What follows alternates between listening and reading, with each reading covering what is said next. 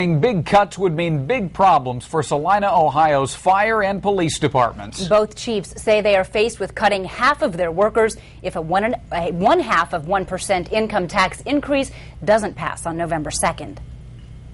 We'll have to lay off 3 full-time firefighters and 9 auxiliary firefighters. And it's really going to affect how we answer the calls, especially on multiple calls on fire and EMS. In the police department, we will lose all our dispatchers.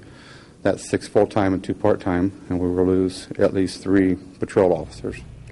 In order to get their message out, both departments and city officials have been holding informational meetings. They want to make sure people vote yes to the tax hike. News Channel 15's Elizabeth Fields is just back from one of those meetings, so they think the message is getting out there?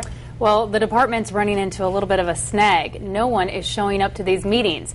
But I did find 2 people in town who want to share their stories. They say without the department's help, their lives would be very different today.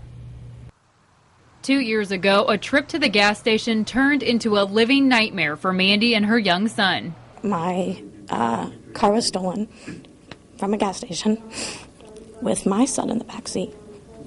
Last summer, Bob called the police because something was wrong at his church. I realized that the monitor screen on the wall was missing.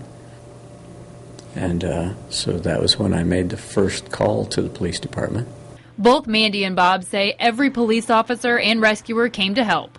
They had off-duty, on-duty, I mean, everybody with their personnel, their staff out, the sheriff's department out looking. Within 45 minutes, Mandy was reunited with her son.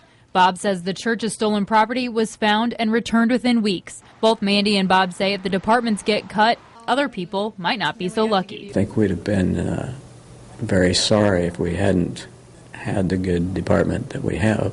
If it wouldn't have been for everybody that was looking for him, they probably wouldn't have been able to find him as quickly.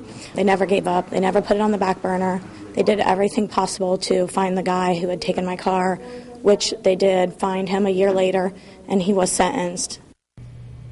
There will be 2 more informational meetings about this tax levy. The first is Saturday morning at the Mercer County Central Services Building. That starts at 10, and the next is a week later on Saturday, October 30th, same time, same place. All right. Thank you, Elizabeth.